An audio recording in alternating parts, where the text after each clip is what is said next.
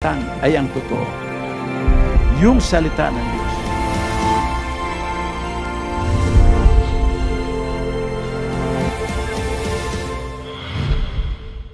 Greetings in the name of our Lord. Today, we acknowledge God's constant goodness as we now have the blessed opportunity to meditate upon His words. You are now watching Oras ng Katotohanan. And you will be with me for this episode. I'm Sister Marilit Calalo. God's words is ever abundant. It is a reliable source of hope. At this moment, let us receive the strengthening of our faith as we listen to our beloved Apostle Arsenio T. Friol in segment Word of Life.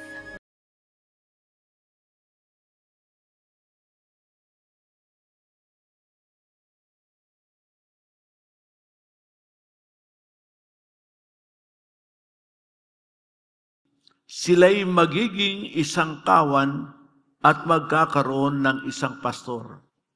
Narito mga kapatid, ang unang pagkakatipon, sinabi ng Panginoon na meron pa siyang mga tupa sa labas ng kulungan. Kailangan namang sila'y dalhin pa. Saan dadalhin? Sa isang kulungan na pinapangasiwaan ng isang pastor.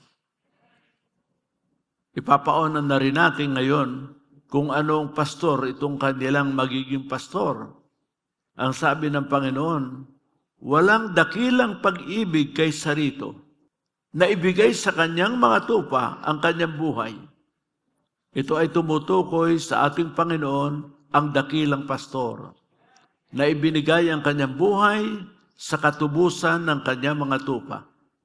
Sa makatuwid, ang unang pagkakatipon ay yaong pagparito ng Panginoon nung siya'y unang dumating. Yan ay mababasa natin sa Hebreo pangkat 9 at ang talata ay 28. Gayon din naman, si Kristo ay inihandog na minsan upang dalhin ang mga kasalanan ng marami sa ikalaway pakikita na hiwalay sa kasalanan, sa ikaliligtas ng mga nagsisipaghintay sa Kanya. Narito mga kapatid, ang ikalawang pagdating ni Kristo, ang unang pagdating, ibinigay ang sarili niya sa kasalanan ng mga tupa. Ang ibig sabihin ng ibinigay, dinala niya ang parusa sa kanyang mga alagad. Siya ang nagdala, siya ang nagdusa.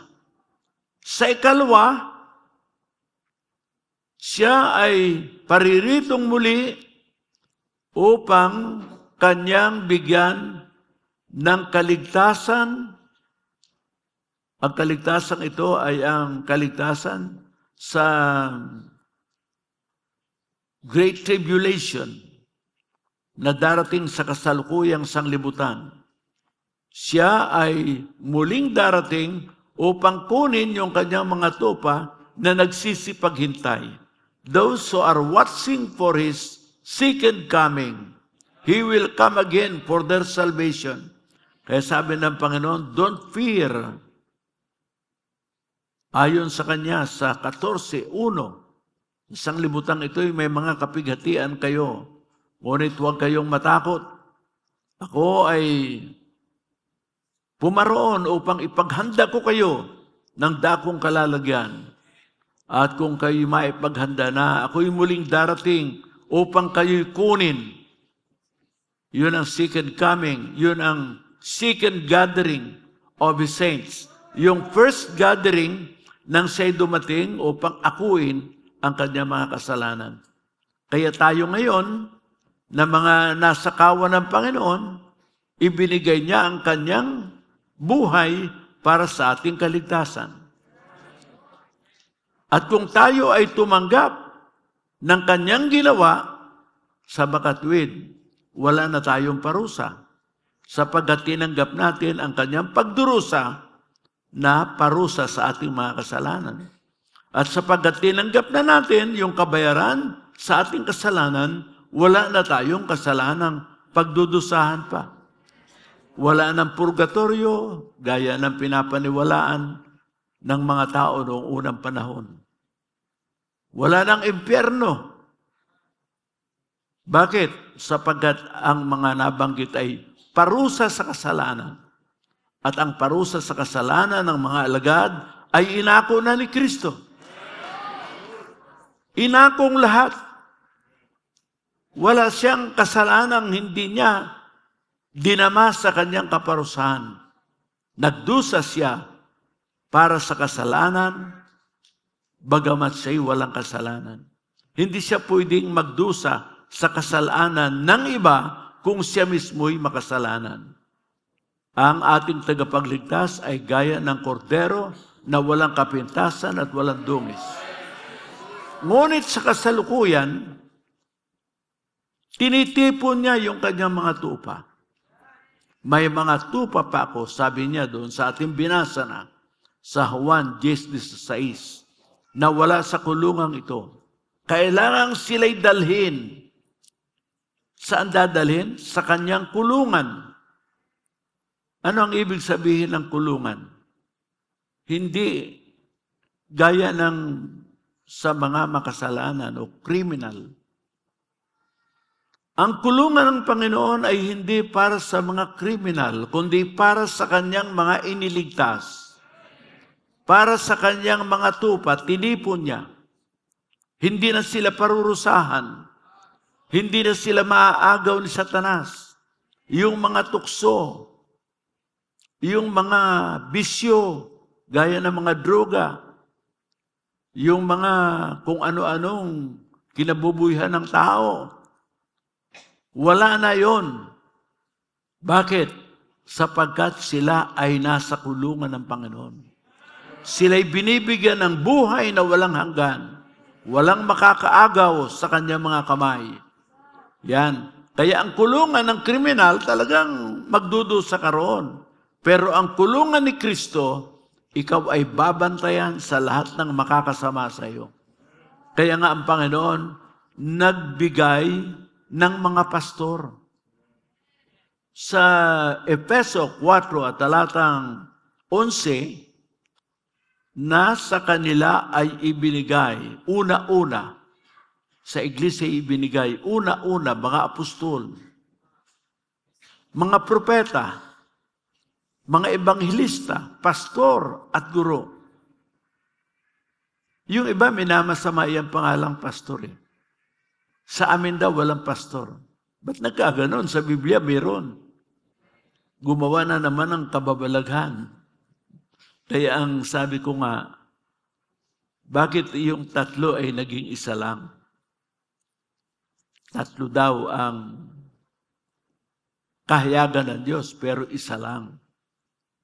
Sabi ko, bakit ganon? Yan ay hiwaga yan. Sabi ko, kung hiwaga yan, dapat ipahayag.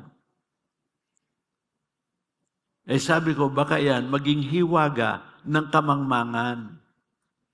Paano niya na magic yung tatlo ay naging isa lang? O yung dalawa ay naging isa lang? At yung isa naman ay yung isa ay naging tatlo? Ano yan? Ang tawag ko dyan, unbiblical teaching. Yan ay hiwaga ng kamangmangan. Ano ang ibig sabihin ng mangmang? Hindi nga nakakaunawa. Nagbibigay siya ng mga turo na sa kanyang imahinasyon lang. Kaya maliwanag ang kasulatan. Si Kristo ay naparito at ang sabi niya, I am come to seek and to save that which was lost. What is lost is his sheep. I have many sheep who are not in this fold, but I am seeking them to be in my sheepfold, so that there will be one shepherd and one flock. Yan ang nais ng Panginoon. His flock, hindi na maaagaw ng lumo. Nasa kanyang kulungan. Ang masama pa niyan, meron namang ibang relihiyon na sila ay nakakulong. Nakakulong sa purgatorio, nakakulong sa impyerno. nakakulong dito pa sa lupa para alipinin. Yun ang mga mahirap na kulungan. Pero sa kulungan ng Panginoon, Kanyang pinalaya, binigyan ng kaligtasan, kapatawaran. At tayo ngayon ay nasa Panginoon sa Kanyang sheepfold o kulungan na binabantayan, binibigyan ng buhay na walang hanggan. Purihin ang Panginoon. Ito mga kapatid, ang unang ginagawa ngayon ng Panginoon. From the time of His first coming to the second coming, Christ is still seeking for the lost. Kanyang hinahanap hanggang ngayon. At katunayan, hindi lang isa siyang naghahanap. Pati tayong mga tupa niya ay dapat hanapin ang kapwa-tupa. Huwag tayong matakot, huwag tayong mahiya, sapagkat ang mga tupa ng Panginoon ay Kanyang ipinagmamalasakit. Tayo ay tupa, hanapin din natin ang mga tupa. Yung mga tupa, tiyak, sasama sa atin yun. Yung hindi sasama, tiyak na hindi tupa yun. Kambing yun. Bakit? Sa kambing na kasama May kasabihan na ang parehong ugali sa mga hayop ay iisa ang kanilang grupo. Mga kapatid, ang mga tupa sa kapwa-tupa sumasama. Pagkaayaw ka sa kulungan ng mga tupa, doon ka makukulong sa kulungan ng mga kambing. Kaya ang unang gathering, mga kapatid, ay ang pagtitipo ng mga tupa sa isang kawan na si Kristo ang pastor. Ano ngayon itong mga kawang ito o mga tupa sa kawan ng Panginoon? Sila ay mga tupa o tao na nakikinig sa Kanyang salita at sila'y binibigyan niya ng katubusan. Si Kristo ang napako doon sa krus upang maging katubusan ng mga tupa. Kaya sila'y hindi lamang tinubos yung kanilang mga kasalanan dati, pinatawad lahat. They were forgiven and they were redeemed. Tinubos na sila. Kaya sila ngayon ay kawan ng mga tinubos. Sila'y kawan ng mga binili sa dugo ni Kristo. Kaya sila ngayon, sa Roma 8:1, wala na silang kahatulan. Sila'y wala ng kahatulan. Ang ibig sabihin, in the day of judgment, they will not be condemned anymore. No more condemnation to them that are in Christ Jesus. Alam niyo mga kapatid, ang pinakamasama na damdamin ng isang tao, kung hindi niya matiyak na siya'y may kaligtasan. At nakakaawa ang mananampalataya sa kanilang paniwala na sila'y hindi paligtas. Gagawin ko ito, gagawin ko ito. Lahat ng ipinapagawa, gagawin ko para ako ay maligtas. Ligtas ka na ba? Hindi ko pa tiyak. Sa araw pa nagpaghukom yan. Mali yan. Bago mag-araw ng paghukom, iniligtas na tayo ni Kristo. Yun ang napakagandang katiyakan. Purihin ang Panginoon. Kaya, pinapatunayan lang sa atin ng Biblia na ito ang first gathering of His sheep, which must be added. Kaya sa Panginoon ang sabi, nang sila ay masumpungan, sila'y wala ng kahatulan. Ang ibig sabihin, sila'y ligtas na. Kaya sa Romans chapter 8 verse 1, wala na silang kahatulan. Wala nang kahatulan. Ang ibig sabihin, wala nang parusa. Yun kasing hatol, parusa yun Ano ba ang hatol? Babanggitin ang parusa. Yun ang hatol. Ngunit ang nakay Kristo, yung nasumpungan, yung nadala sa Kanyang kawan, yung kawan ay binili ng dugo, tinubos ng dugo ni Kristo, sila ay ligtas na. Yun ang unang gathering. Tayo ay nasakop ng unang gathering. We are now gathered. Kaya ano ang ginawa doon sa mga nasumpungan na? sila'y idinagdag sa iglesia. Sa mga Gawa 2:47, idinagdag ng Panginoon araw-araw yaong nangaliligtas. Saan sila idinagdag? Doon sa kalipunan ng mga tinubos. Pag sinabing iglesia ng Diyos, o iglesyang nakatala sa Biblia, ang ibig sabihin ng iglesia ay binili na ng dugo ni Kristo. Basahin natin na ang kanyang iglesia ay binili sa dugo ni Kristo.